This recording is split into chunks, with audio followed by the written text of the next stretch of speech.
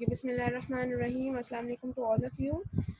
Today we will start the new topic, that is the principle of movement, center of mass and center of gravity, right? So for this, first of all, you have to open your books so that you can better understand the topic. Okay, the topic is principle of movement. Now basically what is the principle of movement? Basically we have studied in, हमने last में पढ़ा था, कल हम लोग पढ़ चुके थे टॉर्क, उसके बारे में टॉर्क के बारे में सारा पढ़ चुके थे कि टॉर्क क्या होती है, टॉर्क के फैक्टर्स क्या होते हैं, उसका फार्मूला क्या होता है, ठीक है। इन तमाम चीज़ों के बारे में हम पढ़ चुके थे। अब principle of movement basically torque से ही कुछ रिलेट करता है। अब देखिए, जब टॉर्क प्रोड्यूस होती है तो आपके पास there are basically two types of torque, clockwise torque and anti clockwise torque, right?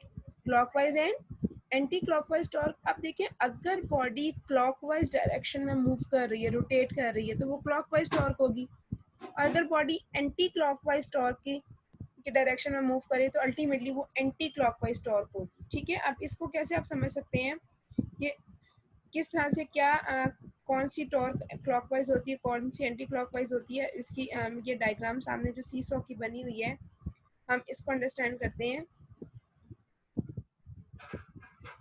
बल्कि इसके लिए मैं आपके साथ एक और न्यू स्लाइड शेयर करती हूँ ताकि आप लोग जी। Now look at this. अब यहाँ पे मैं बेसिकली क्या है, two children are playing on a seesaw, ठीक है ना। दोनों साइड्स पे आपके पास जो है ना बच्चे बैठे हुए हैं और सीसॉ के ऊपर खेल रहे हैं, और ये आपके पास सेंट्रल जो इसका पॉइंट है that is the axis of rotation. यहाँ पे बॉडी इस पॉइंट के अराउंड रोटेट करेगी, it means that is the centre of axis of rotation, ठीक है। और यहीं पे टॉर्क प्रोड्यूस होगी, ठीक है। इस पॉइंट के अराउंड बॉडी क्या करेगी, रोटेट करेगी। अब देखिए, अगर आप ये देखें गर्ल को देखें, its weight is acting in the downward direction. अब देखिए यहाँ पे इसकी वजह से, इस वेट की वजह से आपके पास जो टॉर्क प्रोड्यूस होगी, बेसिकली जो टॉर्क प्रोड्यूस होगी वो किस डायरेक्शन, बॉडी इस साइड पे रोटेट करेगी, ठीक है। बॉडी क्या करेगी, इन द डाउनवर्ड डायरेक्शन में आपके पास क्या करेगी, रोटेट करेगी। अब वो कैसे रोटेट करेगी, देखिए यहाँ पे इसकी डायरेक्शन ये होगी, ठीक है। अब ये कौन सी डायरेक्शन है, ये बॉडी क्लॉकवाइज यानी क्लॉक की डायरेक्शन में मूव कर रही है ना। क्लॉक भी तो इसी तरह से होता है कि यहाँ पे 12, 1, 2, 3, 4, 5, तो ये क्लॉक की डायरेक्शन में मूव करेगी, रोटेट करेगी। इट मीन्स कि यहाँ पे जो टॉर्क प्रोड्यूस होगी ड्यू टू W2 वो क्लॉकवाइज टॉर्क होगी, ठीक है। अब अगर हम यहाँ पे इस वेट वन W1 की वजह से करेंगे, अगर इस बच्चे का वेट ज़्यादा है और ये आपके पास डाउनवर्ड मूव करते हैं तो इसकी वजह से बॉडी ये इस साइड पे रोटेट करेगा, ठीक है। ये क्या करेगा, इस साइड पे रोटेट करेगा। तो ये जो क्लॉक टॉर्क प्रोड्यूस होगी, ये जो रोटेशन होगी, ये एंटी क्लॉकवाइज होगी कि ये अब ड्यू टू दी आपके पास जो है ना फोर्स की वजह से, वेट की वजह से बॉडी रोटेट कर रही है opposite to the clockwise direction. Clockwise direction में नहीं बल्कि एंटी क्लॉकवाइज डायरेक्शन में, ठीक है। तो आपके पास दोबारा देखिए, when the body is rotating in the clockwise direction that torque is the clockwise, ठीक है ना। और अगर एंटी क्लॉकवाइज डायरेक्शन में बॉडी रोटेट करेगी तो वो एंटी क्लॉकवाइज टॉर्क हो जाएगा, ठीक है ना। Now what is the principle of movement. Principle of movement क्या होता है, ठीक है। प्रिंसिपल ऑफ मूवमेंट बेसिकली क्या होता है, a body is balanced when clockwise and anti clockwise movement are equal to each other. जब दोनों टॉर्क्स एक दूसरे के इक्वल होते हैं तो इस किस्म की जो ये प्रिंसिपल होता है उसे हम क्या कहते हैं, प्रिंसिपल ऑफ मूवमेंट। अगर हम बुक की तरफ जाएं और बुक की जैसे अकॉर्डिंग टू बुक आपके पास इसकी डेफिनेशन देखें, तो डेफिनेशन के अकॉर्डिंगली ये देखें, this is the definition, a body is balanced if the sum of clockwise movement acting on the body is equal to the sum of anti-clockwise movements acting on it। कि अगर आपके पास body जो है उसके ऊपर जो क्लॉकवाइज मूवमेंट कर रही है और एंटी क्लॉकवाइज मूवमेंट कर रही है, अगर हम उनको सम अप करें, ठीक है ना, और उन दोनों का सम एक दूसरे के इक्वल हो, यानी क्लॉकवाइज टॉर्क भी अगर 10 न्यूटन मीटर है और एंटी क्लॉकवाइज टॉर्क भी 10 न्यूटन मीटर है, तो इट मीन्स कि बॉडी आपके पास क्या हो जाती है, बैलेंस हो जाती है। This is the principle of movement. यानी कंडीशन ये है कि दोनों की आपके पास जो है जो टॉर्क है वो सेम होनी चाहिए। अब देखें, जैसे आपके पास अगर हम ये कहते हैं, फर्स्ट एग्जांपल ये वाली लेते हैं, इसके अकॉर्डिंगली आपके पास क्या है, ठीक है। अब अगर हम इसकी एग्जांपल ये देखें, यहाँ पे सारा उन्होंने स्पाइनल की एग्जांपल दी हुई है। अगर हम यहाँ पे सीसॉ की देखें, आप body initially at rest does not rotate if the sum of clockwise movement acting on it is balance by this. देखें, अगर दोनों टॉक्स बैलेंस हो जाएंगी, दोनों टॉक्स एक दूसरे के इक्वल होंगी, तो अल्टीमेटली बॉडी बैलेंस हो जाएगी, और बैलेंस का मतलब कि बॉडी रोटेट नहीं करेगी, ठीक है। तो यहाँ पे बॉडी जो है वो रोटेट नहीं करेगी, क्योंकि दोनों टॉक्स आपके पास क्या हो रही हैं, एक दूसरे के इक्वल हो गई हैं, ठीक है। अब बेसिकली आपके पास यहाँ पे देखिए नीचे एक और क्वेश्चन दिया हुआ है, मिनी एक्सरसाइज करनी, अगर आप उसको ध्यान से देखें। Can a small child play with a fat child on a seesaw. क्या एक आपके पास स्मॉल चाइल्ड जो है एक फैट चाइल्ड के साथ प्ले कर सकता है ऑन सी सॉ के ऊपर। अल्टीमेटली देखें ना, अगर एक छोटा बच्चा और एक बड़ा बच्चा है, तो छोटा बच्चा अल्टीमेटली उसका वेट कम होगा, वो फोर्स कम अप्लाई करेगा, और वो आपके पास उसकी पोजीशन डाउनवर्ड अपवर्ड हो जाएगी, और जो आपके पास बड़ा बच्चा होगा वो आपके पास क्या हो जाएगी, उसकी पोजीशन अपवर्ड हो जाएगी, और वो एक तरह से सही तरह से प्ले नहीं कर सकेंगे, ठीक है। अब इसका सोल्यूशन आपके पास क्या है, इसका आंसर क्या है इसका? मैम जो सा बिग चाइल्ड है वो अपनी पोजीशन पे रहेगा मैम, स्मॉल चाइल्ड को हम थोड़ा सा सेंटर पॉइंट के नियर ले जाएंगे, तो मैम वो दोनों खेल सकेंगे। ठीक है, गुड। अच्छा, ठीक है, इसको हम थोड़ा से, वेरी गुड, इसको हम थोड़ा सा इस तरह से एक्सप्लेन करते हैं कि आपके पास देखें, जब आपके पास हमने there are two things in the, आपके पास टॉर्क जब प्रोड्यूस होती है, आपके पास एक तो मूवमेंट आर्म होता है और एक आपके पास फोर्स होती है, ठीक है। अगर आप इस फिगर को देखें, इस फिगर में अगर हम कहते हैं कि ये the girl with a heavy weight and a boy with a small weight, ठीक है, तो वेट आपके पास फोर्स है, ठीक है, और इनका जो सेंटर ऑफ एक्सेस है, डिस्टेंस है, वो आपके पास मोमेंट आर्म होगा। तो अगर हम चाह रहे हैं कि दोनों बच्चे बहुत इजीली स्मूथली आपके पास प्ले करें सीसॉ के ऊपर, तो अल्टीमेटली देखो क्या होगा, अगर हमने बैलेंस करना है, अगर फोर्स कम है तो हमें मूवमेंट आर्म इंक्रीज करना पड़ेगा, और अगर फोर्स ज्यादा है तो हमें मूवमेंट आर्म डिक्रीज करना पड़ेगा। तो small child having a small weight, ठीक है, और वो यानी वेट फोर्स है, फोर्स कम होगी तो we will move the child away from the centre of axis, हम उसको सेंटर ऑफ एक्सिस से दूर बिठाएंगे ताकि उसका मूवमेंट आर्म इंक्रीज हो जाए।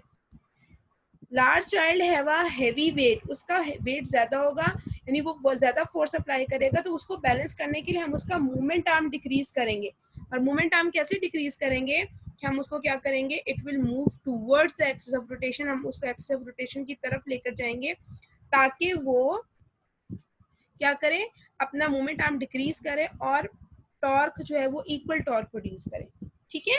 So yes, a small child can play with a fat child on a seesaw by moving a small child away from the center of axis, means increasing the momentum, and a heavy child or a large fat child should be moved towards the axis of rotation and decreasing the momentum.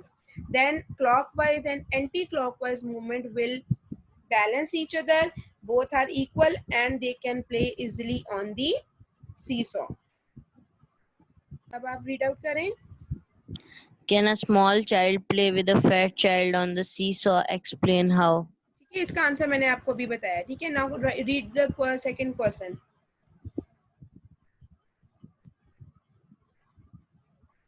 Read the second question please. Adil आप पढ़ें बेटा।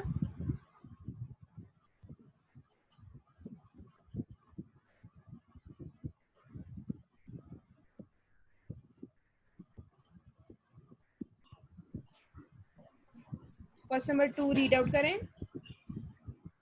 Two children are sitting on the seesaw such that they cannot swing.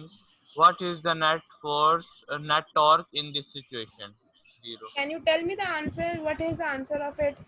जो है दो बच्चे अगर seesaw पे खेल रहे हैं और वो मूव नहीं कर पा रहे, तो बताएं नेट टॉर्क कितनी होगी? हम जीरो।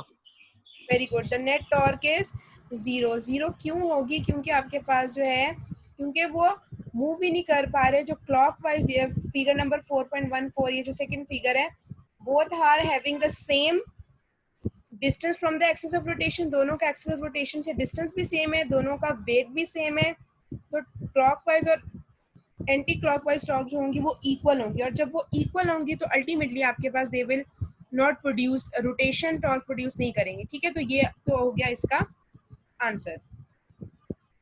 नेक्स्ट हमारे पास जो है, we will start the topic centre of mass, ठीक है। सेंटर ऑफ मास में सिंपल आपने पहली चीज एक तो याद रखनी कि इसकी डेफिनेशन आपको बहुत अगर समझ आ जाएगी then it will be very convenient, आप लोग बहुत अच्छे से इसको, कोई इसमें मुश्किल चीज नहीं है, ठीक है।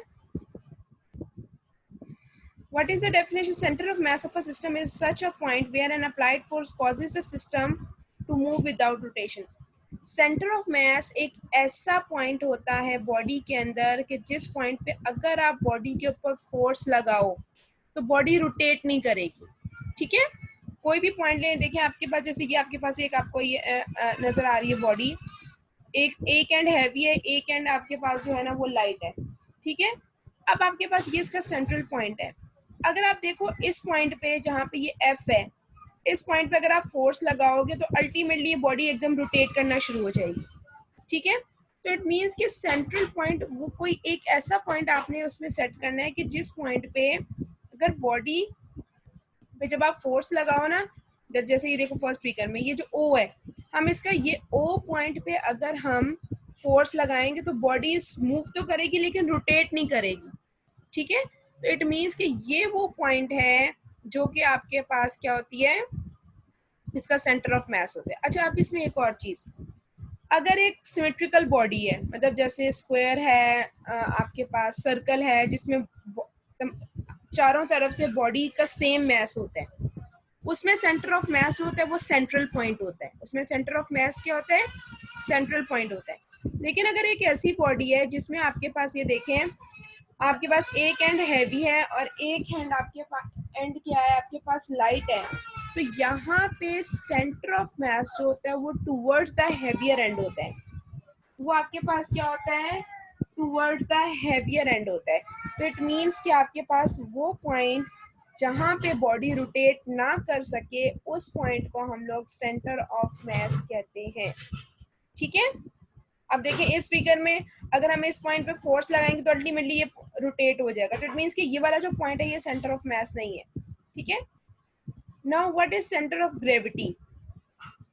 सेंटर ऑफ ग्रेविटी आपके पास क्या होता है, a point where the whole weight of the body appears to act vertically downward, वो पॉइंट जहाँ पे बॉडी का पूरा वेट जो है वो डाउनवर्ड एक्ट कर रहा होता है, यानी जहाँ पे बॉडी का होल मास यानी वेट एक्ट करता है ना, उस पॉइंट को हम लोग क्या बोलते हैं, सेंटर ऑफ ग्रेविटी। इसका आप यूं कर सकते हो कि देखो अक्सर आप वो करते हो, बॉल को या बुक को अपने फिंगर के ऊपर रोटेट करवाते हो, ठीक है। तो वो आपके पास वो जो पॉइंट होता है जहाँ पे वो देखो उस पॉइंट पे वो बैलेंस हो जाती है, बॉल बुक बैलेंस हो जाती है, तो उस पॉइंट को हम लोग क्या बोलते हैं, that point is known as the centre of gravity.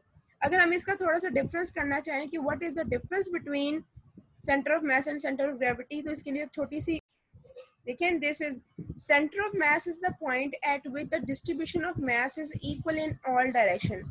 Centre of mass वो पॉइंट होता है कि जहाँ पे आपके पास जितना भी मास होता है वो बॉडी के इक्वल डिस्ट्रीब्यूट हुआ होता है, ठीक है। मास ऑफ द बॉडी जो होता है वो इक्वल डिस्ट्रीब्यूट हुआ होता है, और it does not depend on gravitational field. आप उस बॉडी को जहां मर्जी ले जाओ, आप माउंटेन्स पे ले जाओ, किसी और प्लेनेट पे ले जाओ, उसका सेंटर ऑफ मास चेंज कभी भी नहीं होगा, सेंटर ऑफ मास कभी भी चेंज नहीं होगा। लेकिन सेंटर ऑफ ग्रेविटी जो होता है ना, उसमें होता है distribution of weight is equal. Centre of mass में हर पॉइंट पे मास इक्वल होता है, सेंटर ऑफ ग्रेविटी पे वेट इन ऑल डायरेक्शन जो होता है वो आपके पास इक्वल होता है, ठीक है।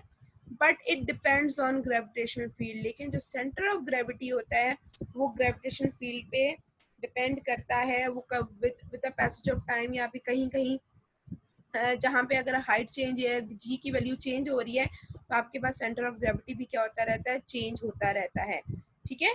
Again centre of mass is a point, ठीक है, where we apply the force and the body move without rotation, ठीक है। सेंटर ऑफ मास ये होता है। Centre of gravity is that point where all the weight of the body acts, जहाँ पे body का सारा वेट एक्ट कर रहा होता है।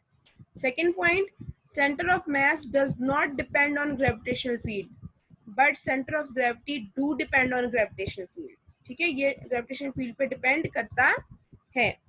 थर्ड पॉइंट, जो सेंटर ऑफ मास होता है ना, इट मे लाई इनसाइड और outside the body. Centre of मास जो होता है वो बॉडी के इनसाइड या बॉडी के आउटसाइड भी लाई करता है, ये मैं आपको फिर बाद में इंशाल्लाह एग्जाम्पल के साथ बताऊंगी। और सेंटर ऑफ ग्रेविटी जो होता है it lies always inside the body, ये हमेशा बॉडी के अंदर लाई करता है। और सेंटर ऑफ मास जो होता है वो बॉडी के आउटसाइड पॉइंट पे भी लाई कर सकता है, जब बॉडी को अपने आप को बैलेंस करने के लिए, ठीक है। Now the next slide, centre of gravity के बारे में कुछ और चीज़ें हैं कि आपके पास फॉर अ सिमेट्रिकल ऑब्जेक्ट, अगर ऑब्जेक्ट सिमेट्रिकल है, सिमेट्रिकल का मतलब होता है जैसे ज्योमेट्रिकल फिगर्स होती हैं, प्रॉपर शेप होती है, ट्राइंगल है, स्क्वायर है, सिलेंडर है, क्यूबॉइड है, ठीक है, उनका जो सेंटर ऑफ ग्रेविटी होता है ना वो हमेशा सेंटर में होता है। वो कहाँ पे होता है? सेंटर में होता है। और जो नॉन सिमेट्रिकल ऑब्जेक्ट्स होते हैं, जैसे देखिए रेंच हो गया, या अभी हमने एक और चीज़ पढ़ी थी, वो आपके पास डम्बल टाइप चीज़ थी जिसमें एक साइड पे हैवी मैस था, उसमें सेंटर ऑफ ग्रेविटी जो होता है is at the heavier and. हमने देखा सेंटर ऑफ मास भी एट द हैवियर एंड पे था और सेंटर ऑफ ग्रेविटी भी उसका क्या होगा, centre at the heavier and होगा, ठीक है। तो इन दोनों में कुछ चीज़ें सिमेट्रिकल होती हैं, कुछ आपके पास इनमें डिफरेंस होती है, ठीक है। Now we will open the book, page number 95, ठीक है। पेज नंबर 95 पे क्या कहा गया है? पेज नंबर 95 पे ये है कि आपने कुछ सिमेट्रिकल ऑब्जेक्ट्स हैं, ठीक है, आपने उनका क्या करना है, आपने उनका centre of gravity find out करना है। अब वेरी सिंपल, आपको वो कह सकते हैं कि let you have a uniform rod, ये नीचे पे कुछ फिगर्स बनी हुई है, you have a square, you have a circle, you have a rectangle. आप बताएं ये सिमेट्रिकल बॉडीज हैं, आप बताएं कैसे हम इनका centre of gravity find out करेंगे। तो आप जरा ध्यान से सुनिएगा।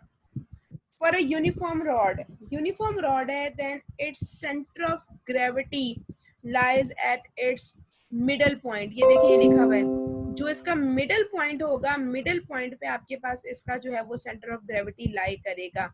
ये पैराग्राफ आप साथ साथ बेशक ये आपने साथ साथ याद भी करना है और उसको बहुत अच्छे से समझना भी है, दिस वन, ठीक है। नाउ नेक्स्ट फिगर आपके पास क्या है जी? स्क्वायर, ठीक है, एक आपके पास स्क्वायर है। तो आपके पास ये जो स्क्वायर या रेक्टेंगल है, ठीक है, स्क्वायर या रेक्टेंगल, इसका आपके पास जो होता है सेंटर ऑफ ग्रेविटी जो होता है वो आपके पास क्या होता है कि we have to draw their diagonals. हम क्या करते हैं, हम उनके डायगोनल्स ड्रॉ करते हैं। And the point of intersection of two diagonals, जहाँ पे दो डायगोनल्स एक दूसरे को मीट करते हैं, कट करते हैं, इंटरसेक्ट करते हैं, वो पॉइंट उसका सेंटर ऑफ ग्रेविटी होता है in case of square and in case of rectangle, right. Now in case of sphere या सर्कल के केस में क्या होता है, और दूसरा आपके पास ये स्फीयर और सर्कल है, यहाँ पे भी हम क्या करते हैं, we will draw their diameters, हम डायमीटर ड्रॉ करते हैं और उनका जो सेंट्रल पॉइंट होता है, that central point is known as its centre of gravity, ठीक है, सेंटर ऑफ ग्रेविटी होता है। In case of square and rectangle we will draw the diagonals and the point of intersection of diagonal is known as their center of gravity. In case of sphere and circle, we will draw the diameters. The point where two diameters cross each other, intersect each other, that point is known as the center of gravity, right? अब आपने क्या करना है, अब next आपके पास है triangle. In case of triangle, जब हम ट्राइंगल को करते हैं तो ट्राइंगल के केस में हम क्या करेंगे, वो विल ड्रॉ द मीडियंस। ये ऑलरेडी आप 9th क्लास में मैथ्स में पढ़ चुके हैं, मीडियंस 17 चैप्टर में बहुत डिटेल में है कि मीडियन के, जब हम इनके मीडियंस ड्रॉ करते हैं, देयर आर 3 मीडियंस, 1 2 3, वो पॉइंट जहाँ पे तीनों मीडियंस एक दूसरे को इंटरसेक्ट कर रहे हैं, the point of intersection of 3 medians, तीनों मीडियंस जहाँ पे एक दूसरे को कट करेंगे, that point is known as the centre of gravity of a triangle. ठीक है, लास्ट आपके पास फिगर है, अ यूनिफॉर्म सिलेंडर, एक सिलेंडर है। अब तो सिलेंडर में आप क्या करेंगे, the point of axis of rotation, वो पॉइंट, अब इसमें देखें, इसके देखिए ये वाली साइड भी सर्कल है, ये वाला साइड भी सर्कल है, हम इसका भी सेंट्रल पॉइंट निकालेंगे और इसका भी सेंट्रल पॉइंट निकालेंगे, दोनों साइड्स का, और उनको जब हम ज्वाइन करेंगे तो ये जो लाइन है, ठीक है, स्ट्रेट लाइन आ रही है, इस लाइन का जो मिडल पॉइंट होगा, mid point of the axis of rotation, basically ये एक्सिस ऑफ रोटेशन है ना, the middle point of axis of rotation जो होगा वो उसका क्या हो जाएगा, सेंटर ऑफ ग्रेविटी हो जाएगा, that is the centre of gravity. ठीक है, तो ये तो हो गई जो सिमेट्रिकल ऑब्जेक्ट्स होते हैं। ठीक है, जो सिमेट्रिकल ऑब्जेक्ट्स होते हैं उनका हम सेंटर ऑफ ग्रेविटी इस तरह से फाइंड आउट करते हैं। ठीक है, hope you understand this topic kindly. If you have any question, अब आप मुझसे पूछ सकते हैं क्वेश्चन, अब आप करें, शाबाश, रेजिंग योर हैंड। अच्छा, क्वेश्चन ये पूछा गया है कि how do we find out the centre of gravity of this triangle. ठीक है, ट्राइंगल में देखें, मैंने आपको अभी बताया कि we will draw the medians. देखिए ये जो जहाँ पे आपको लेजर लाइट नजर आ रही है, this is first median, this is second median and this is third median. Triangle के डायगोनल्स नहीं होते, ट्राइंगल्स के मीडियंस होते हैं या फिर एल्टीट्यूड होते हैं। ठीक है, आप लोगों ने बहुत डिटेल में पढ़ा हुआ है 9th क्लास के मैथ्स में, चैप्टर नंबर 17 में, 17.2 में।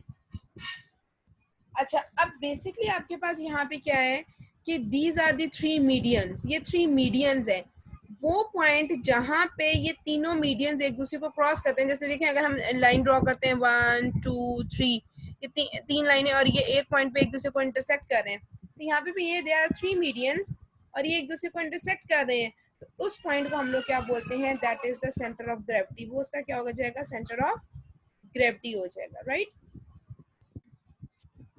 ओके बेटा, have a nice day, wish you best of luck, Allah हाफिज टू ऑल ऑफ यू।